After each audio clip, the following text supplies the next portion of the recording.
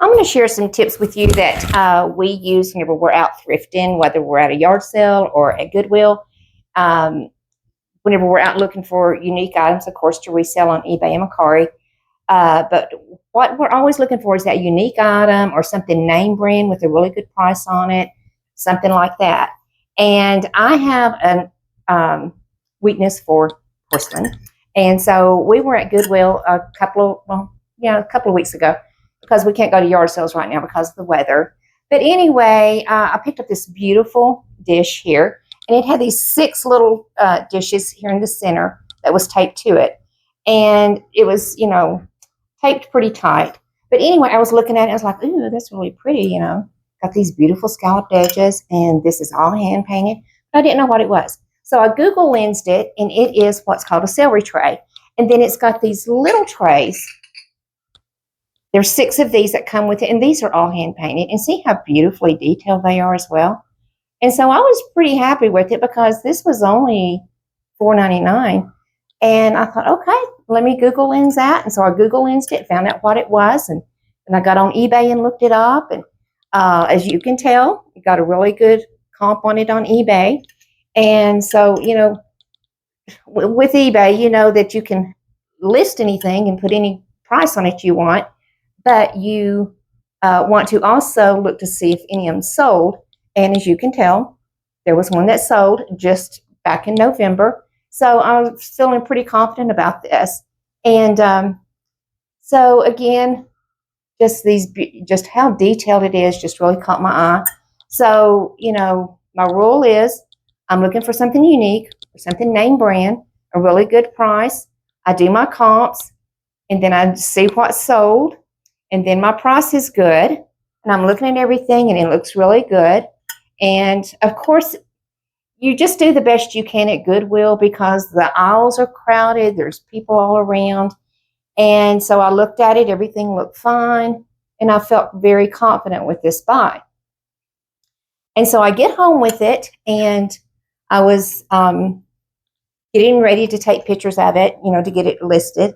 And so I was inspecting it closer and getting different angles for my pictures.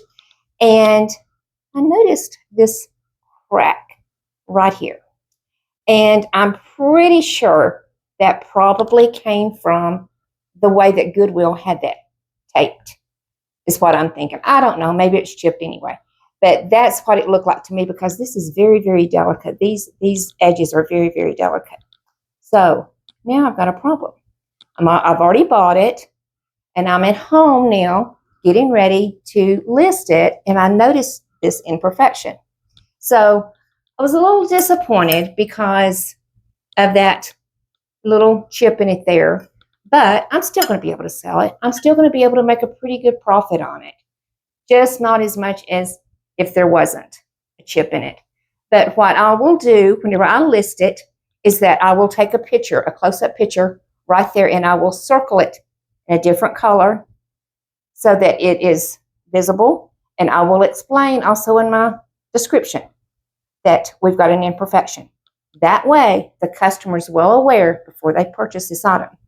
You do, if you are a reseller on any type of reselling platform, whether it's eBay, Mercari, or some of the others, Poshmark, make sure you always disclose anything you know about that item. Because if you don't, and if this gets the customer, and I mean, the person may not have ever seen it. I don't know. But I've seen it. So I'm going to disclose that. And it's going to affect my price, but that's okay. I want a happy customer because I want my credibility to stay high. You want your scores to stay high on any of those selling platforms.